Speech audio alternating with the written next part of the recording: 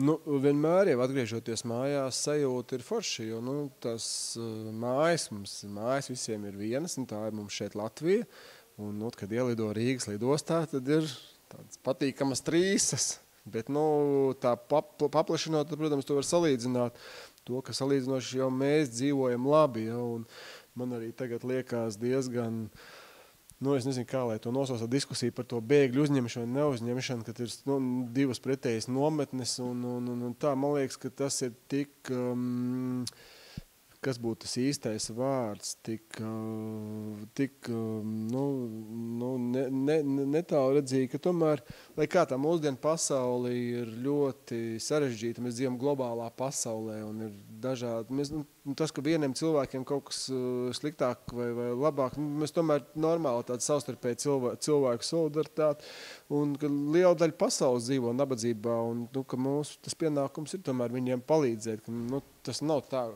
Mēs te latvieši tagad mēs esam apdraudēti, un jau tā mums te dzīvo daudz Krievu, un tagad mēs nevienu nevaram pieņemt no ārzemēm. Tā, tu tomēr redzi to salīdzinošo, ka mēs dzīvojam pietiekami labi, un ka tas, ko mēs varam izdarīt, tiešām palīdzēt šiem, trešo pasaules valsts cilvēkiem. Atgriežoties mājās, vienmēr ir tāda sajūta, ka mēs dzīvojam tomēr salīdzinoši pietiekami labi, un mums ir paveicies. Es domāju, ka angliski. Es domāju, ka liela daļa jau bēgļu, protams, nemeklē dzīvi šeit, jo viņi jau tāpat gribēs uz to pārtikušo Rietumu Eiropu, kur ir tie lieli pabalsti, bet ja mēs šaubamies par to, cik viņi būs lojāli vai nelojāli, tad man liekas, ka tie, kas gribēs šeit iedzīvoties, ka tur viss būs kārtībā.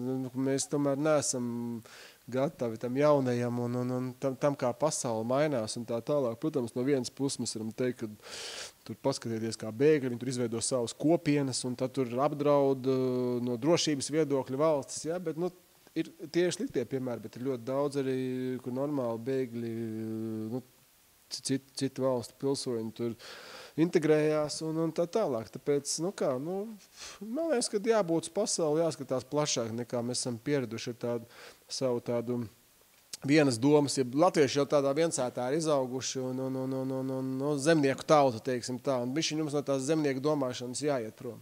Un tas arī šeit arī es redzu to, ka mēdīju Šarks tā nomēd, ar to viņa laba, ka tev paver plašākas durvis un logus un plašāku to pieredzi iegūt, kur, man liekas, arī forši dažādi lektori ir labi. Ir labi šeit mazās mēdīju haizivis. Cerams, kādreiz arī iepeldēs lielajā mēdīju tajā dīķī un ne dīķī, okeānā un pierādīs sev arī plašākā. Bet šeit varbūt, ka kāds, pirmie žurnālisti vai pirmie, nākotnes mēdīju vides veidotāji to